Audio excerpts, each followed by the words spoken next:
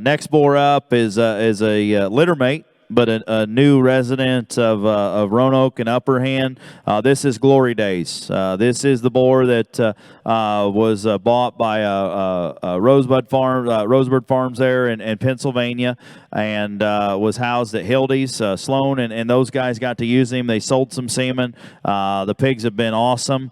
I got to see the first crop there, the first sale, and worked on those guys, and they were good enough to let us bring him up here, and those hogs have been accepted extremely well. And good company. Obviously, we got along with extremely well. Glory Days was used on a smaller amount of sows in terms of firms, and been very good. The first crop out here.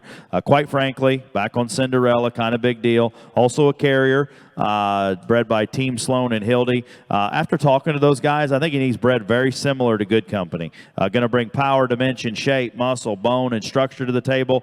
Maybe a little neater up in his head and neck even than his brother. This is Glory Days. Yeah, I saw this hog at Hilty's there when I worked sales there last spring, and when they just were getting him named and introduced, I think I just pictured him, and man, he was really impressive. Dense and stout, heavy bone, boxy in his body, very square in his build. And truth, I wondered what he would be like as far as John Travis says he's got more look out of his front end, but as a young hog, he was really stout and dense in his head. And it's like, what are they going to look like? Oh, they're good. I mean, that set of Hilty's there last fall was no problem whatsoever. Did Rosebud sale, some of the neatest, slickest looking ones up front, with those stoutness of feature and density and dimension to him. So no issues there whatsoever. And again, he's a black-headed boar, but he'll sire you plenty of color there also. Good opportunity there. Again, that quite frankly, deal's got that breeding hog kind of a skull. Glory Days. Quite frankly, kind of big deal.